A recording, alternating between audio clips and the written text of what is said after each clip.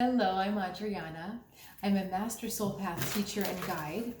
And today I am doing an intuitive reading. We're just going to open up the space for higher guidance to come in and give messages. This is guidance from my spirit guides, any of your guides that would like to talk, and anyone else who has a message. Okay.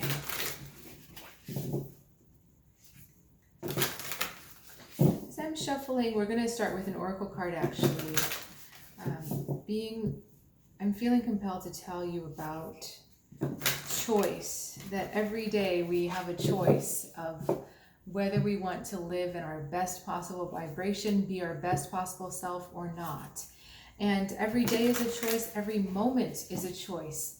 So really, if you start off the day not right, or things are kind of gotten sideways, you started with the best intentions, you can always recalibrate, you can always reset. So just feeling like I wanted to remind you of that. Okay. Fresh approach. So that's funny based on what we were just talking about. This card is really interesting. It's kind of everything turned on its head. So the cosmos is down here, the earth is up here. It's a really interesting image. But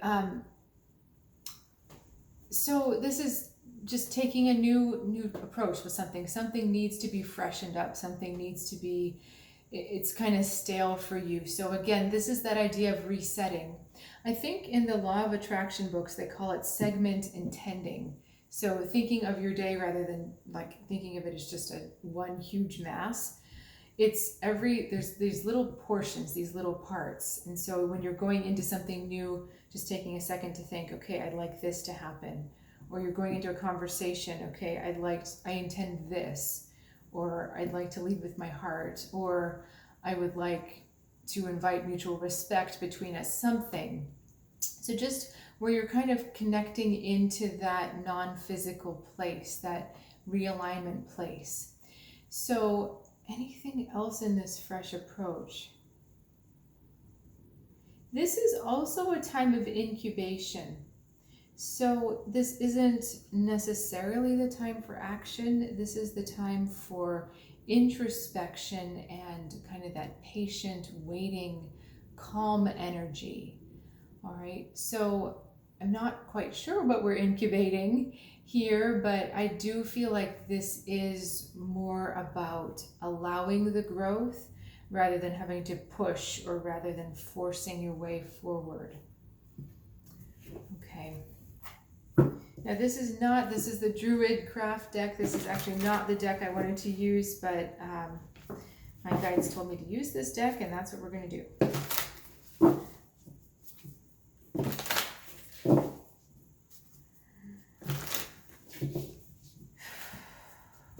So that's funny. That's already a fresh approach, because it's a different deck than the one I was going to use. So. It's funny, the more and more I've been on this path, the more you start to notice little subtleties kind of adding up to bigger messages and adding up to bigger synchronicities. So if you find that happening with you, please let me know in the comments. It's really kind of cool when that stuff starts to happen.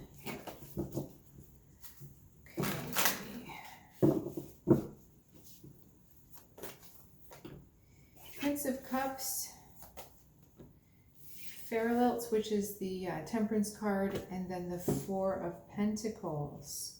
Interesting, we're unlocking a secret. Okay. I'm going to hold these up as I'm talking about them, I think. In a second, though. First, I need to look at them.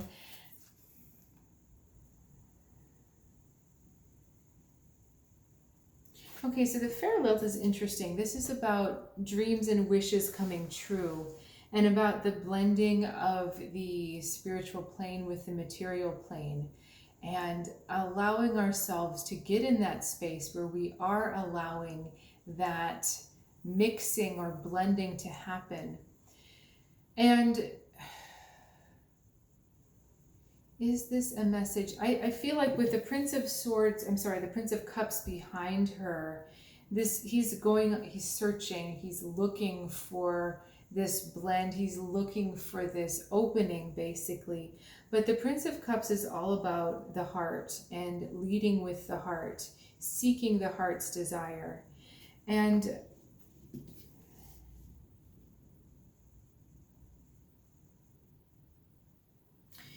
I think what the message seems to be right now is that in order for this blending to take place, it's very important that the Four of Pentacles happens, that we stay grounded, that we stay very present with what is and with what's going on. It's not about just wishing and hoping and thinking that it's going to happen. And it's about really being present with yourself and knowing how you feel in each moment. That's really an indication of whether you're connected to the right place or not. So this is kind of cool the way it works. We have a physical body, a physical self, right? But then we also have a non-physical self, part of which lives in here and part of which lives out in the other plane. Okay, and the way that those two entities or those two parts of ourselves communicate is through our feelings. So when you're feeling loved and when you're feeling appreciated and when you feel calm and at peace, then you know that you're more connected with that higher self, because that's a higher vibration energy. When you're feeling anything else, confused, angry, frustrated, just kind of blah or tired, then something in your thoughts, something in your awareness is not in alignment with where your higher self wants you to focus.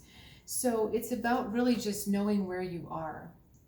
And what can happen is we have the best intentions. We think we're focused on the right thing, the Prince of Cups, but we're not actually focused on the right thing. We're focused on the hope or the desire of the thing, and we're not paying attention to what's actually going on.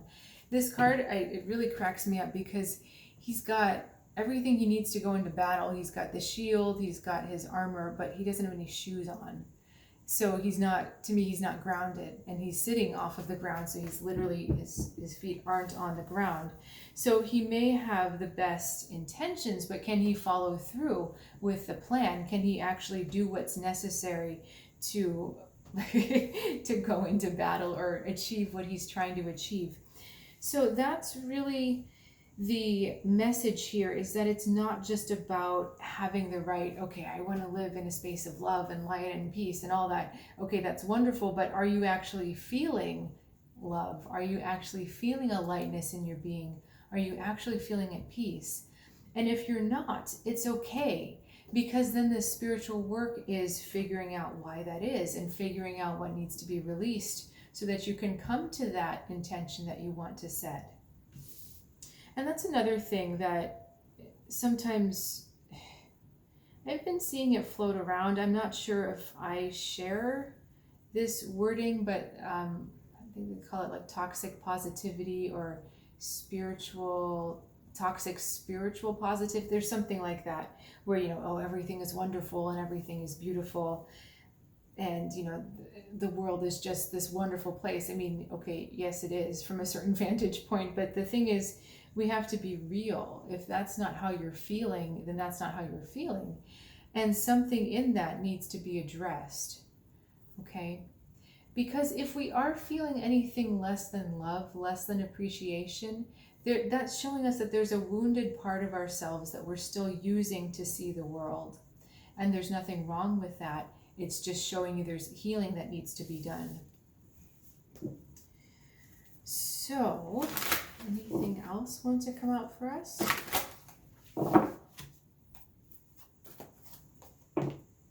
Nine of Wands and the Seven of Pentacles.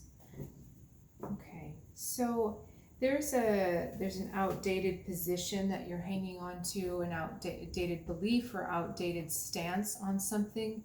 And I'm saying outdated not because it's about how, whether it's current or not, it's that it doesn't seem to be working for you anymore.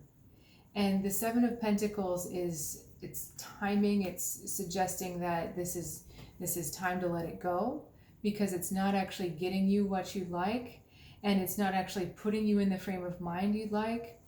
And Seven of Pentacles is also the promise of harvest. So there could be more abundance, there could be more flow coming in, there could be more of what you want coming in if you were to just release this. Could you give me a little bit more about what that Nine of Wands is about? The Lady and the King of Cups. Interesting. So a lot of this is this is something emotional that you're hanging on to. So this is really interesting because King of Cups can be a father, like a protective, supportive father. Empress can be a mother, but let me get in touch with what they're actually trying to put through here. Okay, this is about your relationship to feeling supported. Now, if it were this way, I would say, because of the way they're facing, they have a good, this would suggest to me, this image suggests to me that there is a good flowing and mutually receptive kind of energy going on, where the king feels supported by the lady feels supported by the king. But right now, emotionally, you don't feel supported. And I see this in the Nine of Wands is such a blatant visual of this. He's by himself, alone on a mountain. He's got 9 wands coming at him, or 8 wands, and he's holding onto the one. There is no support around him. He's alone. He's by himself. And so this is either a refusal to accept help and accept support, or a definition that you feel unsupported, you feel isolated, you feel alone. And notice I'm saying feel. It's not the truth. It's the way you're feeling. Because the truth is, we are not isolated. We are not alone. We can always connect either with our higher self or with our intuition, with our guidance. So we're never alone with that. And the thing is when we do connect to that, when you, how do I put this? Our default state actually is connection. So I'm going to go kind of off the subject for a second, but I'll get back to where we're going. So I was watching this trailer about a movie about whales, and whales communicate these huge radiuses, like their calls travel, I don't remember if it's hundreds or thousands of miles, but it's a big distance, much louder than we can shout, right? Or much greater than we can shout. And when the graphic was showing this, you could almost see all of the sound waves touching each other. So these whales are in a constant state of wanting to be connected with each other. And we actually exist within a network. So we are connected to our higher self, we are connected to our guides are connected to other guides, our lives are connected to other lives, whether we feel it or not, and our souls are connected to other souls on the other side and here. It's never any one thing existing in a vacuum.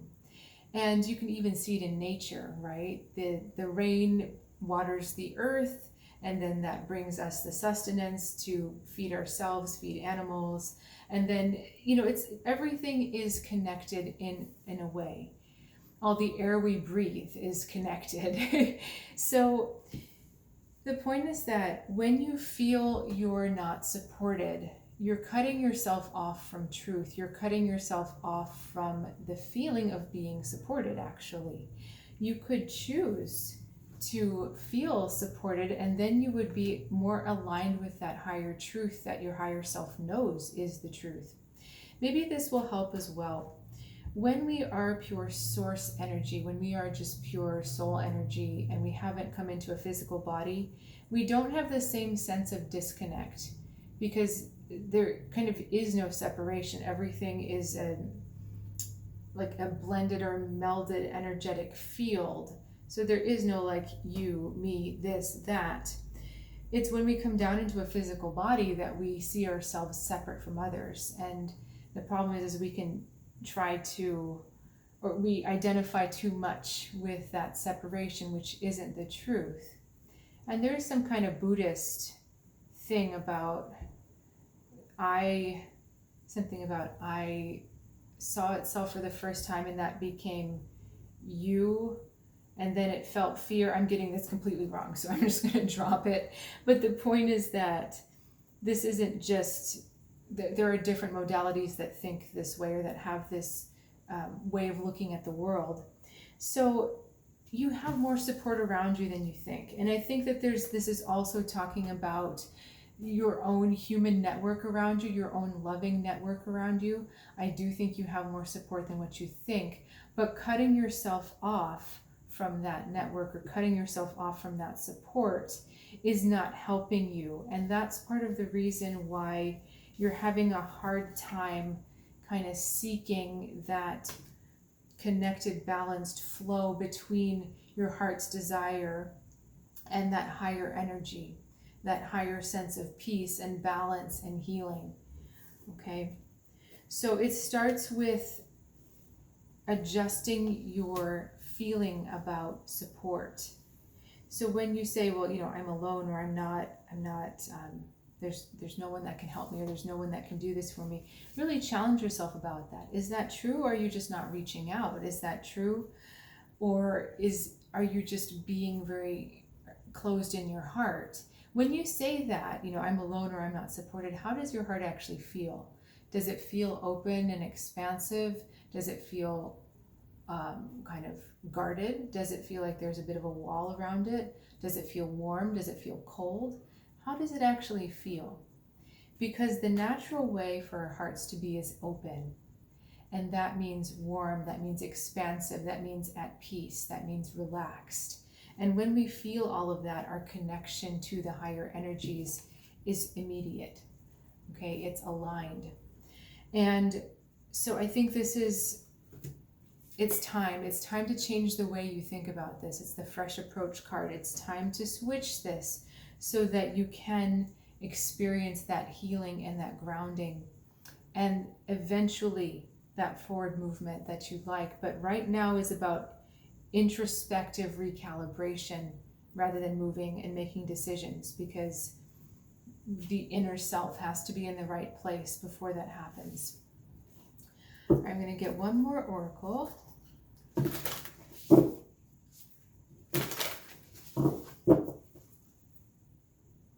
So we're going to get a couple. Clear endeavor and illumination.